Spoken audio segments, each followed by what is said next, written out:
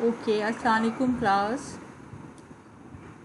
We were dealing with nutrition, and today I will discuss with you nutritional problems in public health. As you all are well aware about the nutrition, so you all know that good nutrition, it creates good health, and of course bad nutrition, imbalanced diet, unbalanced diet, poor nutrition, it leads to so many nutritional problems. Quality of life, it begins with the quality of food. And healthy living, this is a matter of your conscious choice. Do you agree with me? This line of your slide 2, healthy living is a matter of conscious choice. And nowadays of pandemic, COVID-19, you see when you are wearing the mask, when you are social distancing, when you are taking precautionary measures, then of course you stay healthy, you remain healthy. So this line number 2, healthy living, it's a matter of conscious choice. Similarly, your diet determines how you look, how you work, how you feel. It is very significant. Nutrition, it is the most important component of preventive healthcare for diet associated diseases and nutritional problems in the community. So the lecture today, it is very important, and the learning objectives of this lecture, that you will be aware well after the end of this lecture about the nutritional public health problems, their epidemiology, their clinical features, and their prevention and control. Right?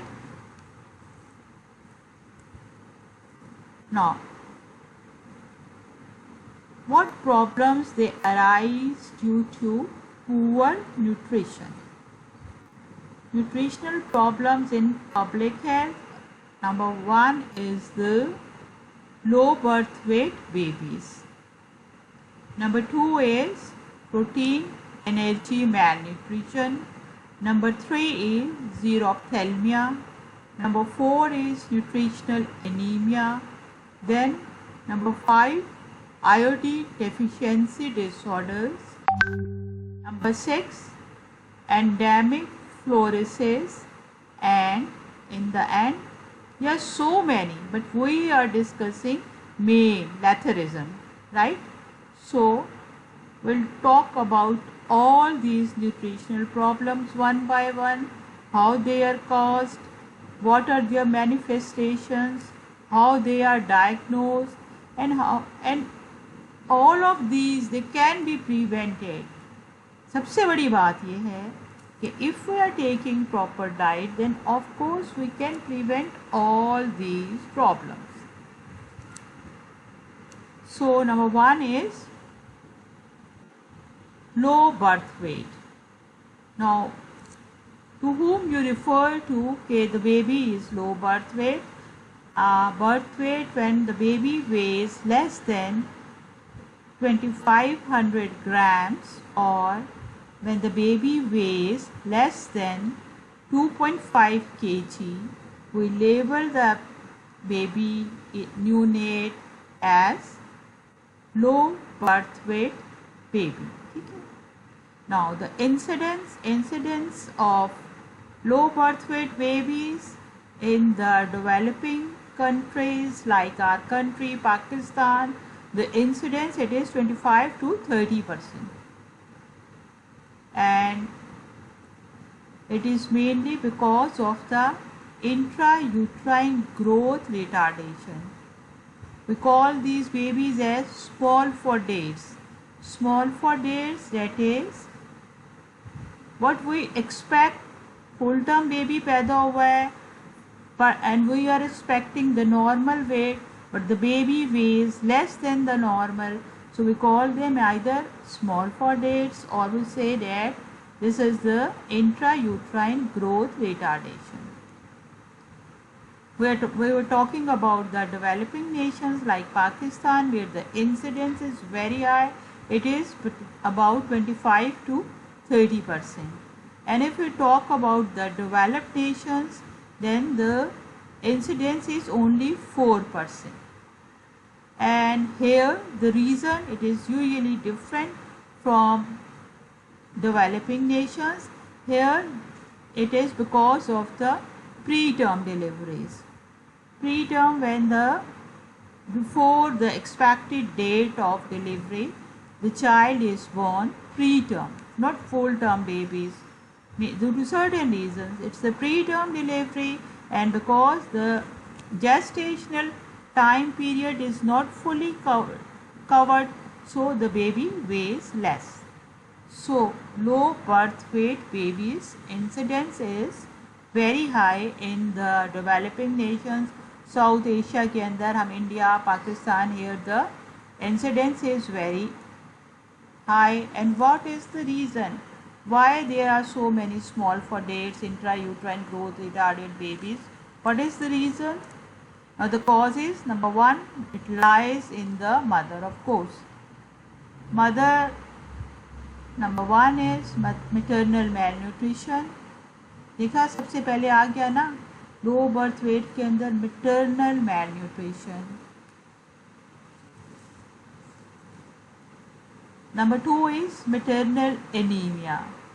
Malnutrition as a whole, and then anemia, this is specifically iron deficiency anemia. Reserves of iron, they were low, and then repeated pregnancies, and of course poor diet. There are so many reasons which aggravate the condition. So number one, causes of low birth weight babies or low birth weight neonates, neonate up to 1 month of age, right? So maternal malnutrition, maternal anemia. Number three is hard physical labor during pregnancy. Maybe that she is employed in she is employed where she has to perform a very hard work. So this is the hard physical labor during pregnancy. She will not attain proper weight gain, and of course when the weight gain of the mother is poor, then of course the weight of the baby, it will be poor. Then maternal illnesses because of certain specific infections. These infections, of course, they will lead to low birth weight babies. Then short maternal stature. When overall frame is small, of course, when whole body is very small, then of course the uterus is small and the baby will be small. Then comes the very young age, then multiple pregnancies, high parity. All these are those causes which lead to low birth weight babies. And of course maternal smoking, maternal alcohol consumption. So all this will also lead to low birth weight babies. Now we have listed the causes. There are so many other reasons, and then the infections, torch infections, toxoplasmosis, herpes. There are so many infections, even high fever. It should be treated promptly. So the intervention, if we want to prevent these low birth weight babies, then the intervention, it will be cause specific. If the diet should be corrected, anemia should be corrected, she should take proper rest, all the infections, they should be promptly treated, and of course she should not indulge in herself in alcohol or smoking. So this is totally a preventable condition.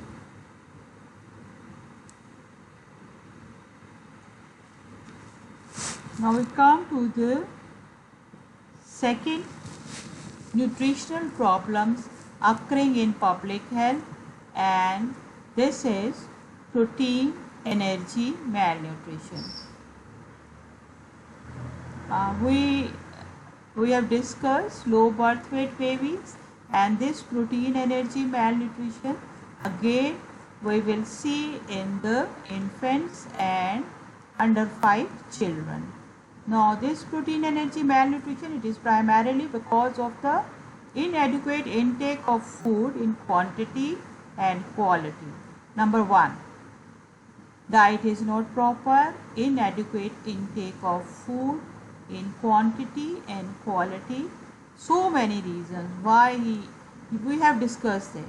We have discussed in my second lecture all the causes why she is taking inadequate intake of food, and of course when the antenatal period and then the baby is born, and here the baby is given after the weaning, baby is given inadequate food either in quantity or in quality, or maybe that the baby is not properly fed because mother is not on lactation, she is not giving breast milk to the baby.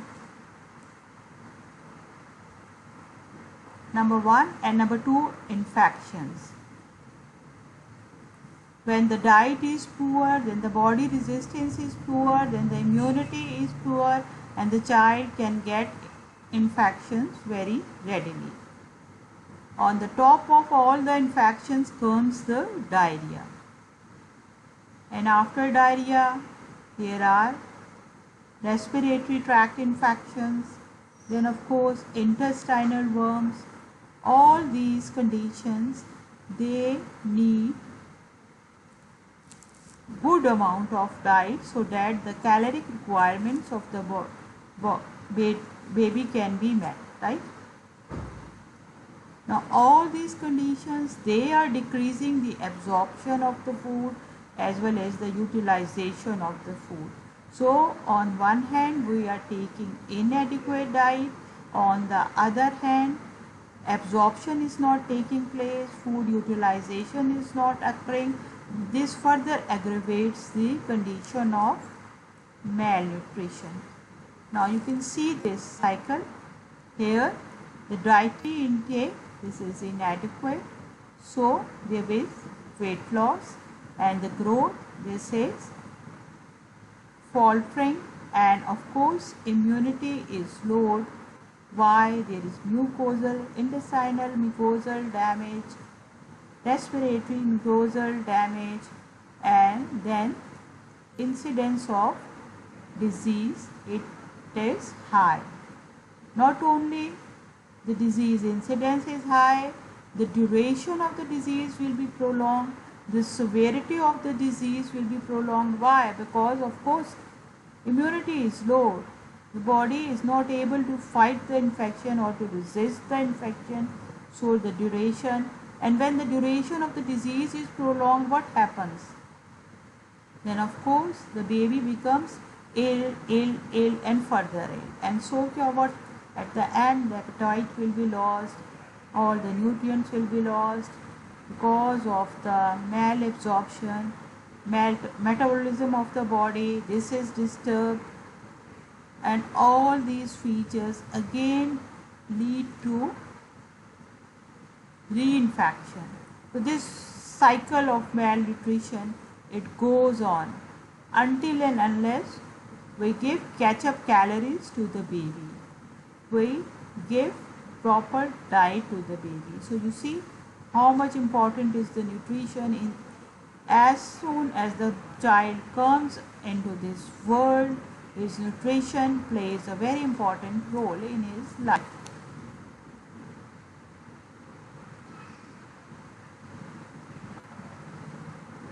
This slide, it shows how nutrition affects the generations.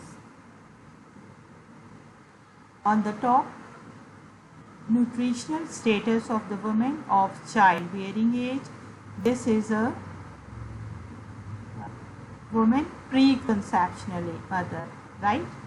She is a preconceptional lady or a preconceptional girl, and after the marriage she becomes pregnant. Number one was her nutritional status before marriage, and now after getting married, nutritional status of the pregnant woman. If she was not taking proper diet before marriage, then when she gets pregnant, the status, again dietary requirements are not met, status becomes poorer, and then after the delivery she has to lactate, she has to breastfeed her child. So the nutritional status of the infant or the neonate, that will be, if she has catch up her calories and her diet is better, then she can feed the child. But if she remains in a poor state of nutrition, then of course the status of the infant, that will also be poor. And if we assume that she is a girl, then the nutritional status of the girl and at the puberty age, that will be poor, and then after the puberty she becomes preconceptional before marriage, and this cycle again goes on. So this is the influence of each generation's nutritional status on the following or the next generation. So poor nutritional status, it leads to the poor nutritional status generations.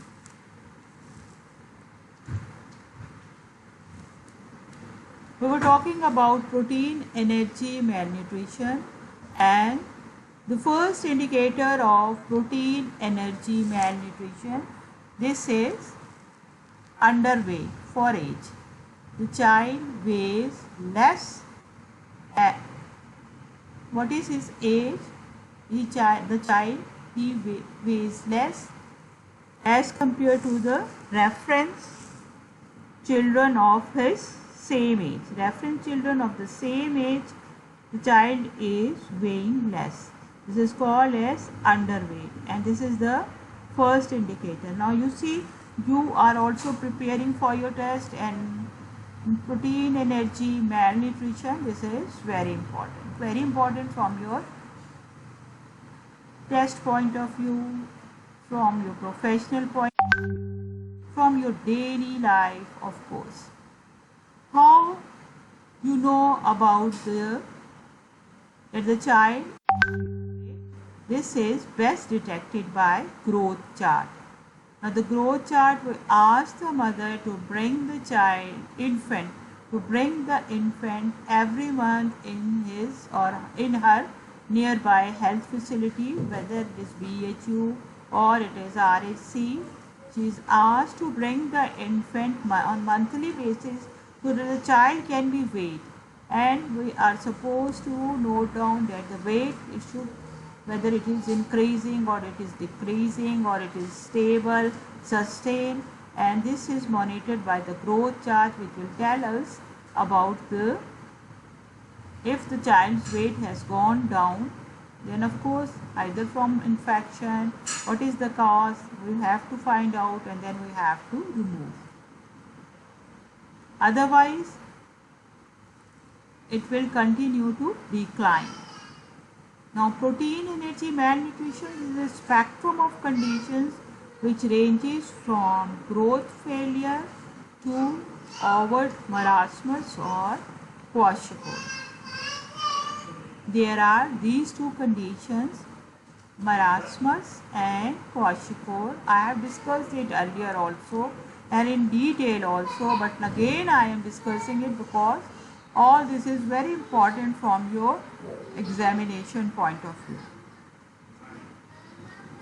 In order to identify children who require nutritional intervention, we classify into, there are two classifications.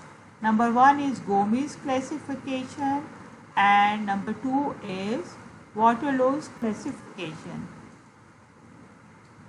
Now the weight of the child is low and we have to classify whether the child it requires nutritional intervention and how much nutritional intervention is required.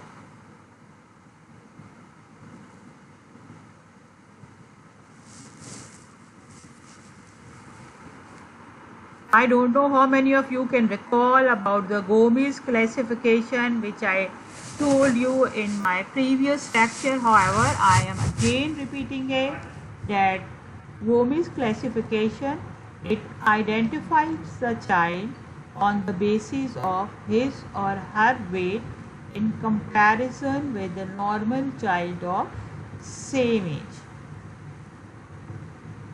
Okay, understand? Here we are comparing the weight of our child with the weight of a normal child of same age, right? So according to Boston standards, the normal reference child, he is in the 50th centile. In Gomez classification, weight retardation, this is calculated on the basis of weight for age in percentage. I told you all already. And what is the formula to calculate weight for age in percentage in Gomez classification? This is, you take the weight of the child and you divide it with the weight of the normal child of the same age. Weight of the child, this is multiplied by 100, so you can get the percentage and you will get weight for age. What should be the weight of the child and what is the weight of the child? So you will classify.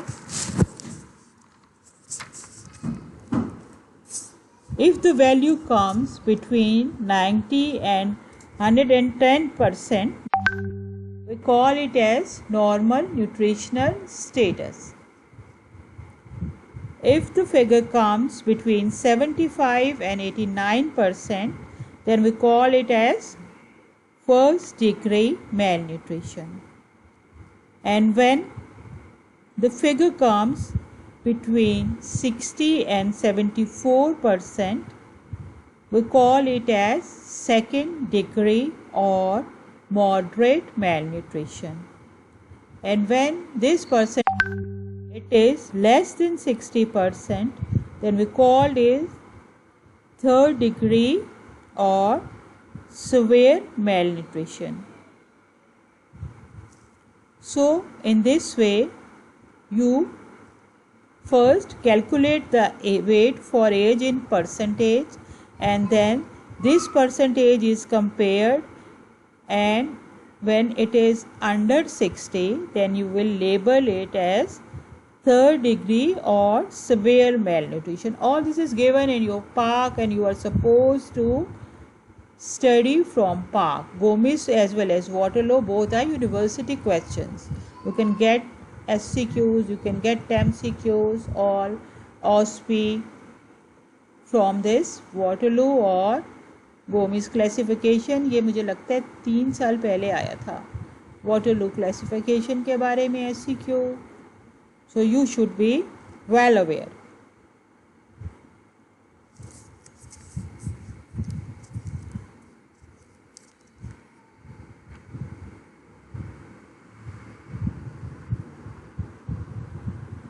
However, the disadvantage only in Gomez classification, this says that it is difficult to know if the low weight is because of a sudden acute episode of malnutrition or it is because of long standing chronic malnutrition, because you have just calculated the values, you have compared it, you have classified it, but you don't know whether this malnutrition this has occurred acutely or it is a chronic malnutrition. Now Waterloo's classification, it tells us about acute and chronic, right? What is Waterloo's classification? In a child of known age, measurement of weight, this monitor growth, right? So measurement of height. Here we are taking the height of the child. So measurement of height, this assess the effect of nutritional status on long-term growth. So this classification will define two groups for protein energy malnutrition. In one group we will determine stunting, and in the second group we will determine wasting. I have mentioned in my previous lecture in detail what is stunting, what is wasting, what is the percentage, what is the incidence. You are supposed to refer all this from my previous lecture.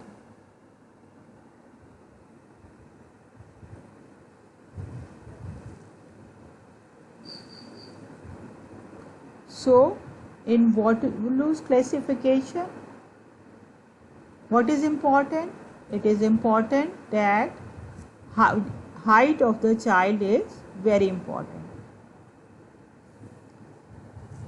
As I have mentioned that it tells us about the stunting and wasting. So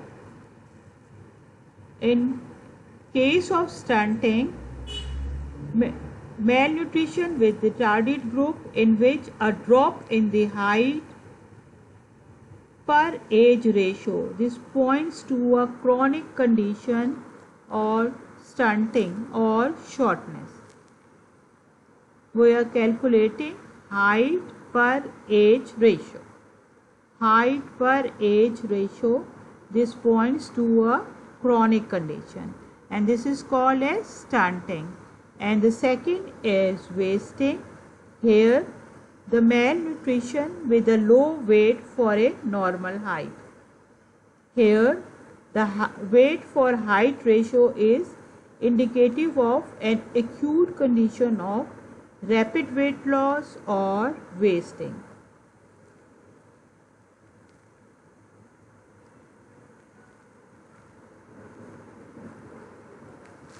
So in Waterloo's classification, the combination of indicators, this makes it possible to label and classify individuals or children with reference to two poles. हमने दो poles में कर दिया. Number 1 में क्या है? Children with insufficient but well proportional growth, and those with a normal height but who are wasted.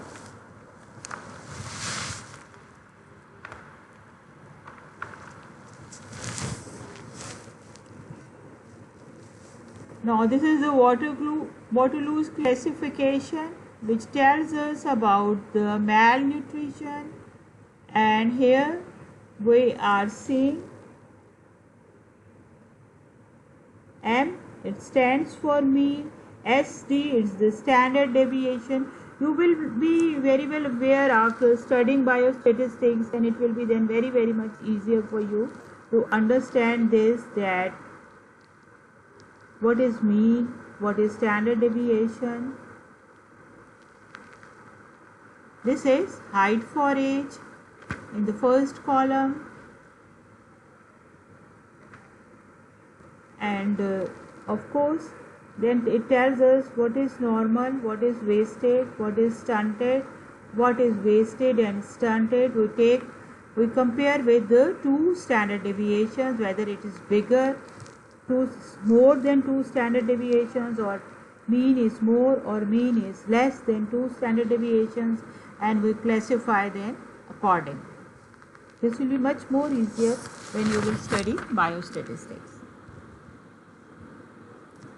Now, this malnutrition in the infants, whether we have classified from Gomez or from the Waterloo's, however, it represents itself in two forms. Number one, all this I have mentioned in my previous lecture also. It manifests in the form of marasmus number 1 and kwashiorkor number 2. Now, how many of you can recall what were the clinical features of marasmus and what were the clinical features of kwashiorkor? How many of you can recall?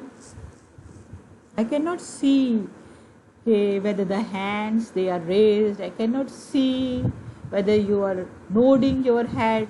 But however, because this is very important, the features of marasmus and the features of kwashiorkor and the differences between them. So I am just going to repeat rapidly. I have mentioned in my previous lecture that in marasmus, muscle wasting, it is obvious. Then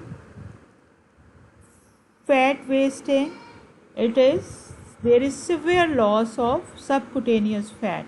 So I have shown you the picture, the slide of a child with all the rib cage, which was so much clearly visible because there was no subcutaneous fat, and the muscles, they were also so much wasted. So the skin, this was on the rib cage, just the skin on the rib cage. Here also in marasmus there is no edema. When you are in the kwashiorkor, and in kwashiorkor there is edema.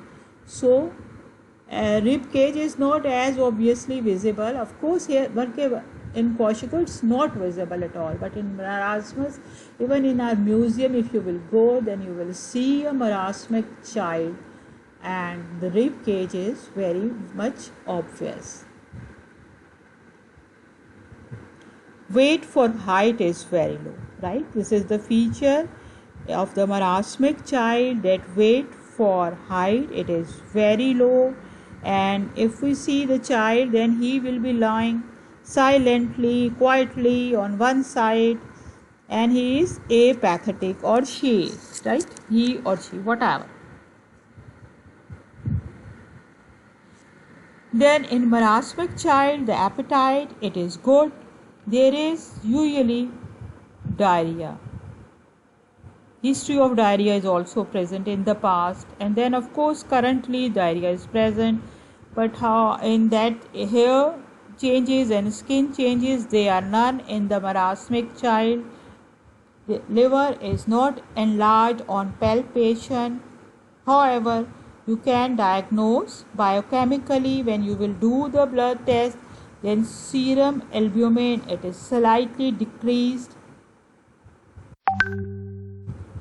and hydroxyproline or creatine ratio, creatine ratio, this is low in marasmic child. Usually the age is between 1 to 2 years. It occurs in the younger age. And if you talk about the kwashiorkor, then it occurs from 2 to 3 or 4 years. Here again, if we see the features, then here the muscle wasting, it is not marked, and fat, it is not lost, and edema, it is present, right? And if we see the child is very irritable, he is moaning, he is apathetic. Here the child is irritable. वहाँ पे marasmic child था, he was lying silently, listlessly, quietly. Then appetite, it is poor in the kwashiorkor child. Diarrhea, it is often present. Then we see the skin, that there are changes on the skin of a kwashiorkor child.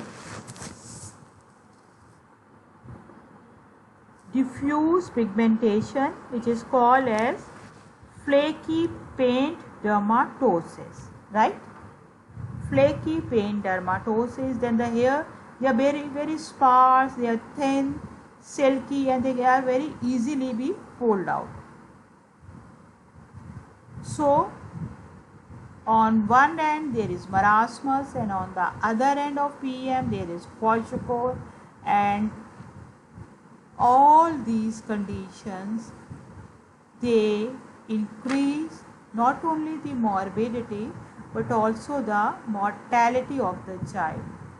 So you see how the poor nutrition plays havoc with the life of our children. This is all preventable.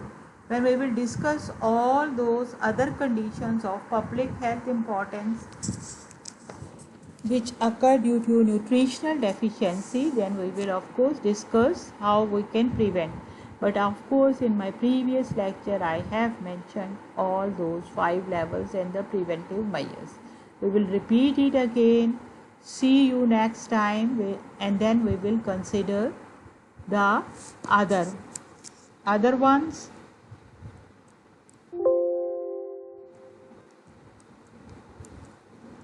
We have discussed low birth weight, and we have discussed protein energy malnutrition, and then we will go for xerophthalmia. This is the vitamin A deficiency which causes eye changes, and this I have also mentioned in very detail to you.